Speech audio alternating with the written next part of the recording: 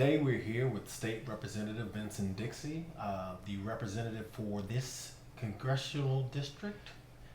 And he is here to talk to us a little bit about Nashville, its growth, its challenges, and how District 1 and District 54 are going to progress. Anyway, thank you, Vincent, for being here today. You're welcome. Thank you. Wouldn't have missed it for the world. Didn't have a choice. Vincent and I went to high school together, and our wives are friends, and we kind of, it was a mandatory thing. Yeah.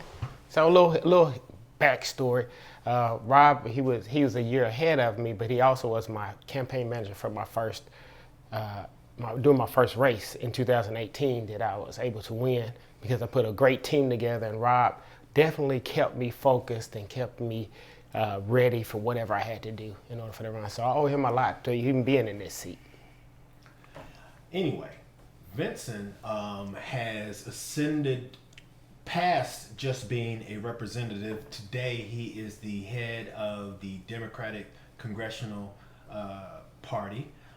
So he leads the fundraising effort and the Democratic agenda in the state of Tennessee in the House.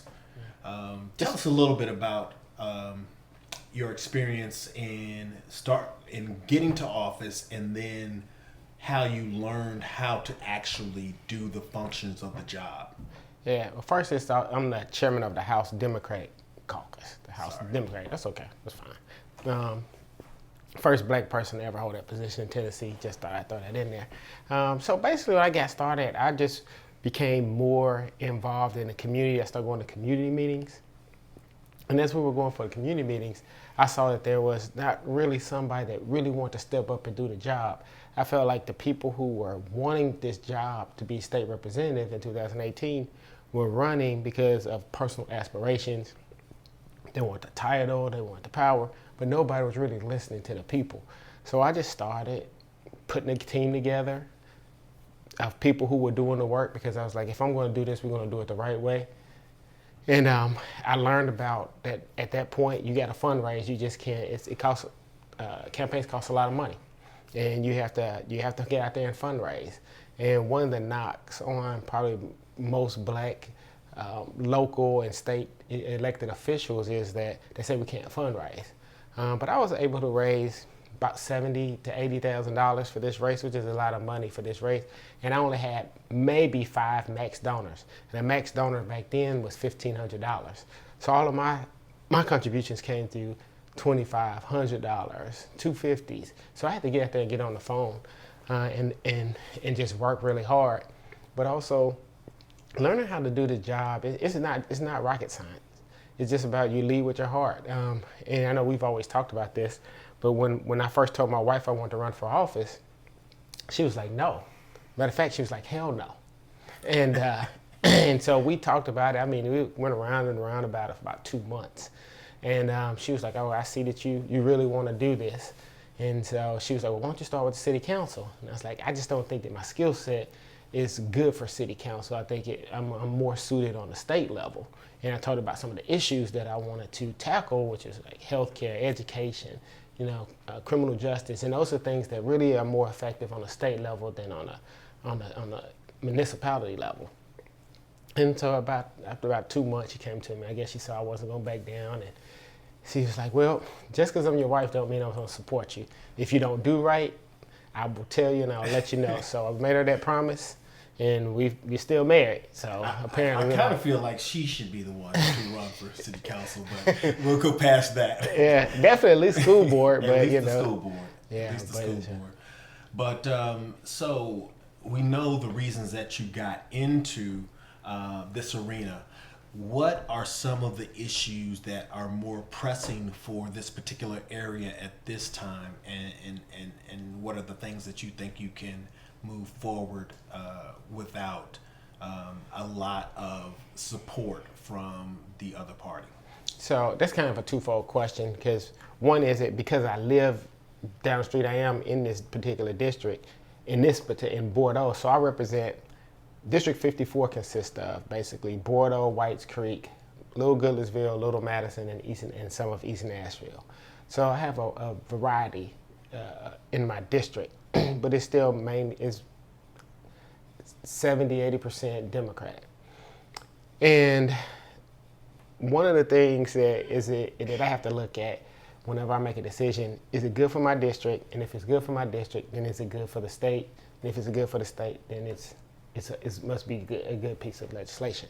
So one of the things that we're trying to focus on now is, of course, expanding Clarksville Highway, and hopefully that'll open up some economic issues for economic situations for our. Can you expand a little bit upon that? What do you foresee it opening up for? Yeah. So hopefully what we can do, because the land still on this part of town is relatively inexpensive, and if you go down the Clarksville Highway corridor, hopefully we can start to see attract more local businesses here, and then maybe we can attract some more restaurants, some more amenities that we have the means to afford, but we have to drive 15-20 minutes to just go spend some of our disposable income when we should be keeping it in our community. So hopefully that will spur some local entrepreneurs here within our community and try to give them the support that they need.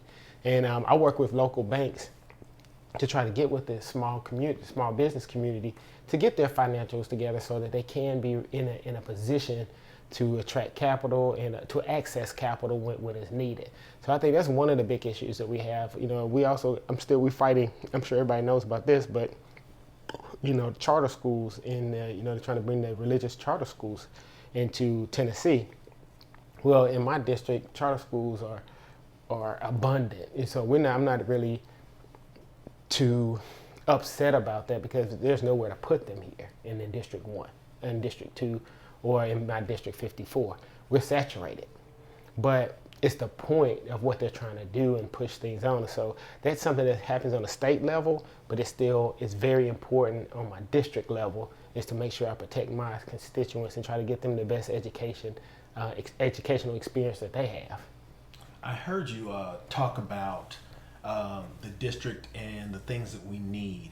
And the things that come to mind is that, we have 100,000 people passing through this district a month, but, people don't shop here, they don't work here, they don't pay a bill here, they don't get their services here, they don't, healthcare, none of that. And today, hopefully, this will inspire that type of change. The broadening of the actual Clarksville Highway. But there are some other things that we do want to maintain, like our green space. And tell me how us being the largest clear space, landmass district, we can use that to our benefit. Well, one of the things we can't lose our historical. The reason, of course, the reason why this particular neighborhood area is so important to Black people, is because of this. Back in the days when they couldn't live anywhere else, this is where they had to go live. The middle to upper class people, they couldn't go live in Belmead. They couldn't live in Brentwood. So this was the only area where the doctors and the lawyers could live. So we want to preserve that. This area means something to people here. So we want to make sure that maybe there's something that, as a council person, we can look at maybe doing some overlays so that we know that we can control the growth and control what these houses will look like. Because we don't want, these houses over here are beautiful homes, and most of them are at least on an acre. And we want to make sure we keep it that way. We don't want 5 or 6 houses on an acre. That's not the structure of this neighborhood. That's not what it's about. Everybody knows everybody around here, and we want to keep it that way. But the benefit of keeping it this way is that it is considered rural too, and there's some areas that are considered rural, and there's some benefits and some tax benefits for that. And we just gotta we can incorporate that with our schools and start to have some local farming, teach them some agriculture. Because one thing we need to know where our food comes from. We need to teach us how to eat healthy foods and become better stewards of what goes into our body. So I think there's an opportunity to use what we have and what God has given us to learn from that. So I've heard you twice mention schools. Once when you were talking about charters, and then just now. So we've had a multitude of school closings.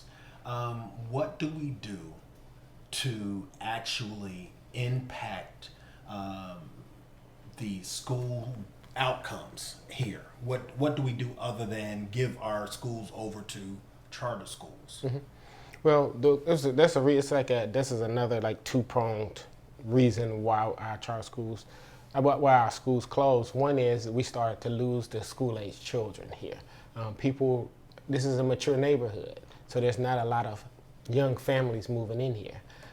The second thing is that it's because we do have so many charter schools and the school choice, it's basically killed off what we've had.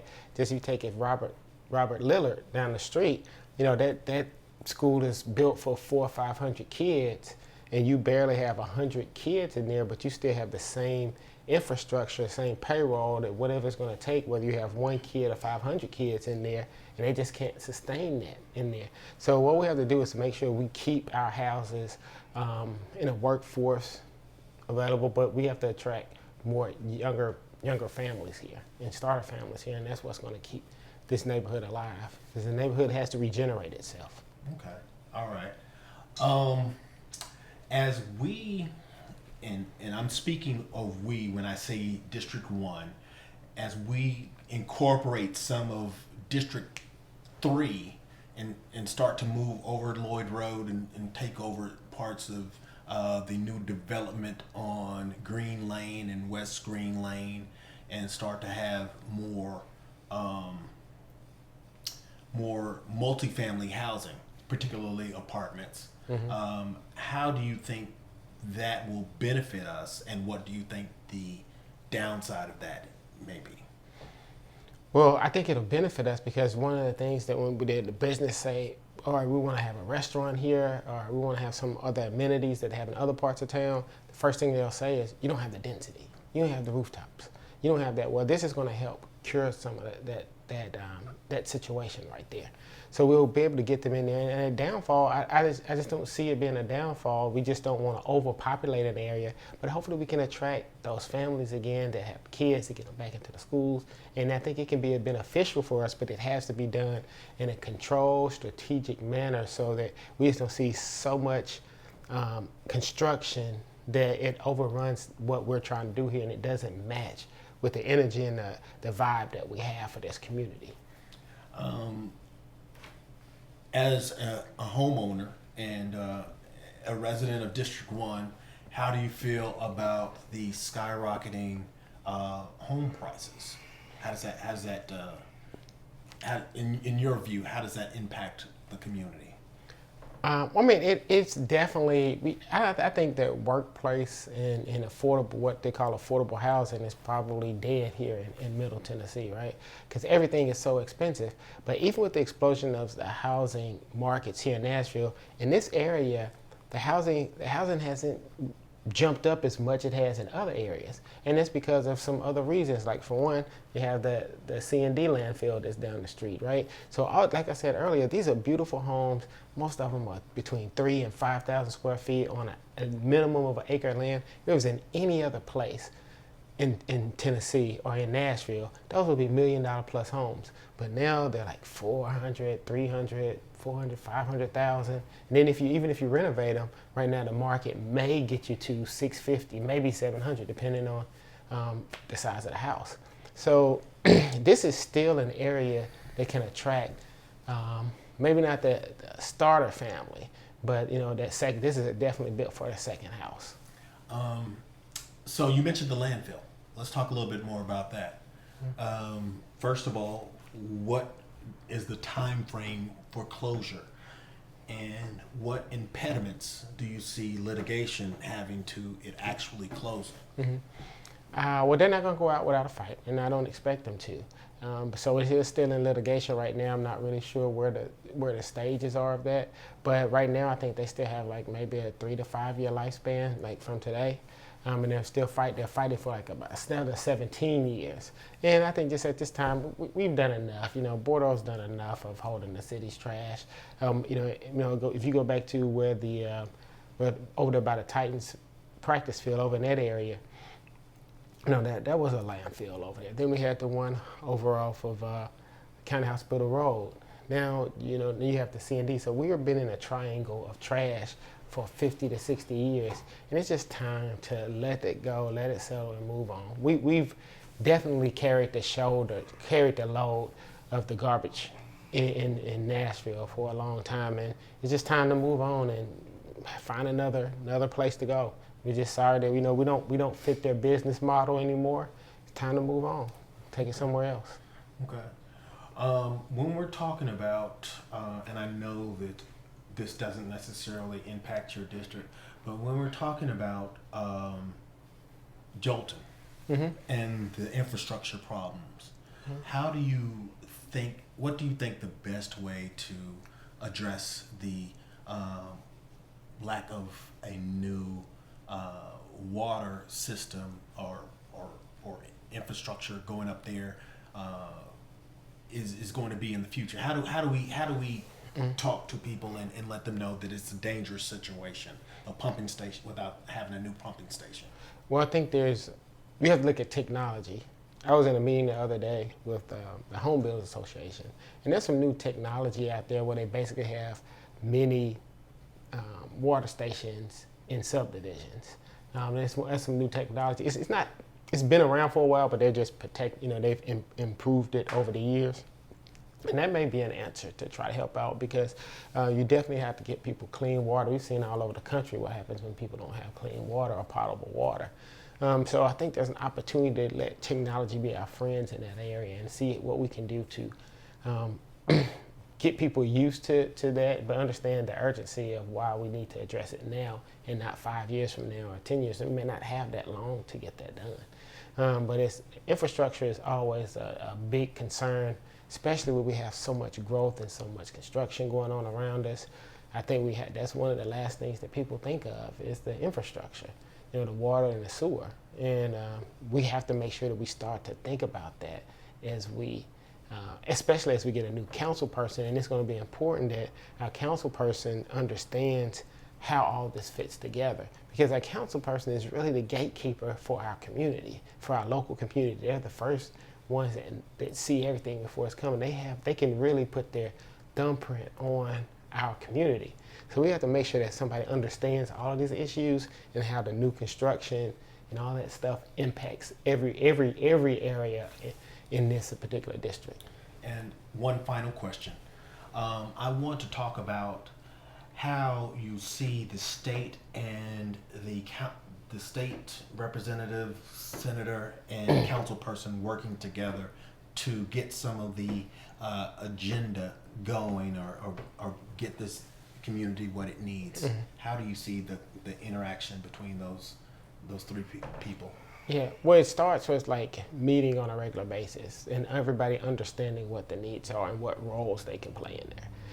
We can't, as a state level, it may not be something that I can always get to you, but the council person can be the best advocate on that level and let me know what it is that we can do on the state level, because you have these council people all over. Like in Davidson County, you got 40. So we have to figure out what's best, or how can we use something that's going to help us locally, but it helps impact the state. And it's going to be important as we move forward that those three branches, the city council, the state house, and the state senate work together in order to move forward.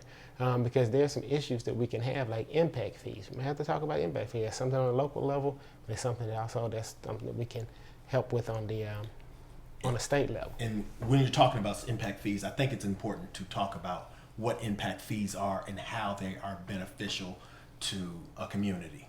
Yeah, well, so impact fees is basically when a developer comes in and they want to build on the land. So basically they pay a fee, they pay for the infrastructure and things of that nature.